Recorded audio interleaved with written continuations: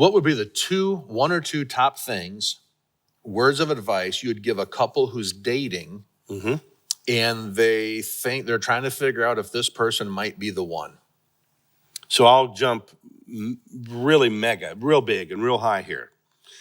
Go do your story work, as I have a daughter currently who's dating an incredible guy. And people will spend, as you know, lots of money on a wedding and all that goes with that, and not a copper penny on premarital counseling. One of my favorites is, I love this. Most people don't want to go do premarital counseling because they're in lovey-dovey and woo, and all the dopamine and serotonin. And they're like, no, it's really good. Take a 1 day. You can do the 50-minute counseling hour, but I'm big on, go find a therapist to spend 1 day with you and bring in what I've talked about, your life story and pictures, to bring in your whole story. There's going to be enough surprises in any marriage, especially any new marriage. Let's minimize the surprises. You know what I do? I say, I want you to sit here. I'll guide you and keep you safe, but I want you to put out on the table your sexual history. Because people come in with what I call buyer's remorse. Had I known that was going on way back there sexually, I wouldn't have married you. I'm just like, let's eradicate that. My pest control people come, they're like, we're going to go in the crawl space, everything. We're going to tell you, we're going to give you a good survey, or the mechanic, here's what you need to know. So I'll say, let's come in.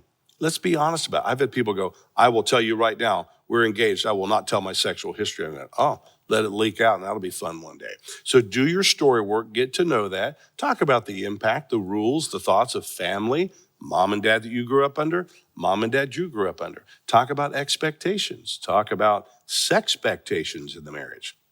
All these things to come in, let a good guide, coach, older couple, whatever, say, we know some questions we ask you, because what happens in vagueness, again, stays in vagueness. I see more people, they get married and they get in, usually 5, 6 months, maybe longer, maybe a year honeymoon, and then stuff starts hitting the fan. It's like, you didn't inspect that. By the way, that's a home that's being created on wedding day, Pastor. That's a home. People are not homeowners in America, they're house owners. So we do all this inspection on the house we're going to move into. This is our first house, from the, up everything from the roof up there, and inspect that to the crawl space and everything. And they don't inspect the home. I'd say, do a home inspection to come into the home that will live inside that house. Boy, that's good.